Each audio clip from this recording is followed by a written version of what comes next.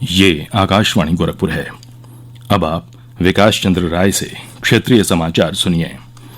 केंद्रीय अन्वेषण bureau CBI की लखनऊ स्थित विशेष अदालत ने बाबरी मस्जिद विध्वंस मामले में आज सभी 32 आरोपियों को बरी कर दिया है। सीबीआई विशेष अदालत के न्यायाधीश सुरेंद्र कुमार यादव ने कहा कि विध्वंस की घटना अचानक हुई और सीबीआई की ओर से लगाए गए आरोपों को सिद्ध करने के लिए पुख्ता प्रमाण नहीं मिले। अपना फैसला सुनाते हुए विशेष न्यायाधीश ने कहा कि विध्वंस का काम कुछ असामाजिक तत्वों द्वारा किया गया था और आरोपियों से उनका कोई संबंध नहीं था। ब्यौरा हमारे संवाददाता से। 6 दिसंबर 1992 को अयोध्या में 16वीं सदी के बाबरी ढांचे को गिराए जाने के 28 सालों के बाद आए इस विशेष अदालत के फैसले ने भारतीय जनता पार्टी, विश्व हिंदू परिषद और बजरंग दल के कई दिग्गज नेताओं को बड़ी राहत दी है। आज जिन 32 आरोपियों को बरी किया गया, उनके ऊपर भारतीय दंड संहिता की कई धाराओं के तहत आरोप लगाए गए थे, जिनमें आपराधिक साजिश रचने, दंगा फैलाने, समुदायों के बीच नफरत फैलाने और गैर कानूनी तरीके से भीड़ इकट्ठा करने के आरोप शामिल थे। सुनवाई के दौरान केंद्रीय अन्वेषण ब्यूरो ने 351 गवाह पेश किए और लगभग 600 पन्नों के दस्तावेज अदालत के सामने रखे गए। शुरुआत में अदालत ने कुल 49 लोगों के खिलाफ आरोप तय किए थे, जिनमें से 17 की मौत इतने लंबे समय तक केस खींचने के दौरान हो गई। इस मामले का फैसला सुनाने के लिए विशेष जज सुरेंद्र कुमार यादव को रिटायरमेंट के बाद भी सेवा विस्तार दिया गया था और जल्दी फैसला आ सके, इसके लिए पिछले 2 सालों से हर दिन मामले की सुनवाई की जा रही थी। सुशील चंद्र तिवारी, आकाशवाणी समाचार, लखनऊ। रक्षा मंत्री राजनाथ सिंह ने लखनऊ में सीबीआई की विशेष अदालत द्वारा बाबरी मस्जिद विध्वंस मामले में सभी आरोपियों को बरी किए जाने के फैसले का स्वागत किया है। एक ट्वीट में श्री सिंह ने कहा कि इस निर्णय ने यह साबित कर दिया है कि न्याय की सदैव जीत होती है। लाल कृष्ण आडवाणी और मुरली मनोहर जोशी ने भी विशेष अदालत के फैसले का हार्दिक स्वागत किया है। प्रधानमंत्री नरेंद्र मोदी ने हाथरस सामूहिक दुष्कर्म घटना को लेकर उत्तर प्रदेश के मुख्यमंत्री योगी आदित्यनाथ से बात की है।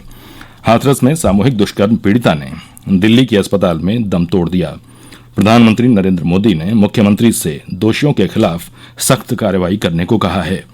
मुख्यमंत्री योगी आदित्यनाथ ने ट्वीट कर जानकारी दी है कि इस घटना के सभी 4 आरोपियों को पुलिस ने गिरफ्तार कर लिया है और इस मामले की सुनवाई त्वरित न्यायालय में की जाएगी। मुख्यमंत्री ने हाथरस घटना की जांच के लिए 3 सदस्यों के विशेष जांच दल के गठन का भी निर्देश दिया है। इसकी अध्यक्षता राज्य के गृह सचिव भगवान स्वरूप करेंगे और इसमें पुलिस उप महानिरीक्षक चंद्र प्रकाश तथा पीएससी में सेनानायक अग्रा पूनम शामिल होंगी। ये दल 7 दिन के भीतर रिपोर्ट सौंपेगा। इस बीच राज्य पुलिस ने इन आरोपों को खारिज कर दिया है कि पीड़िता का अंतिम संस्कार परिजनों की सहमति के बिना किया गया। पीड़ित लड़की के साथ 14 सितंबर को हाथरस जिले में चंपा थाने के अंतर्गत एक गांव में 4 लोगों ने सामूहिक दुष्कर्म किया था।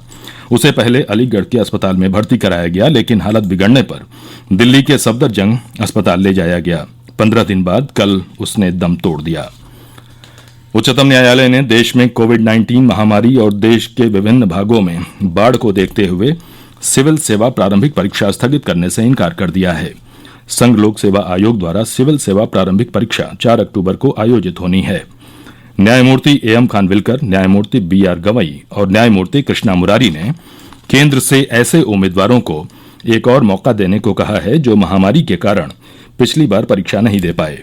न्यायालय ने संघ लोक सेवा आयोग सिविल सेवा परीक्षा 2020 और 2021 की परीक्षाएं एक साथ करने की याचिका भी खारिज कर दी है। न्यायालय में याचिका दायर कर मांग की गई थी कि सिविल सेवा परीक्षा 2 से 3 महीनों के लिए स्थगित कर दी जाए, ताकि तब तक लगातार वर्षा और कोविड-19 की स्थिति से राहत मिल सके। देश में पिछले 24 घंटे के दौरान कोविड-19 से 80,472 लोगों के संक्रमित होने के साथ ही संक्रमित लोगों की संख्या 62 लाख से ज्यादा हो गई है।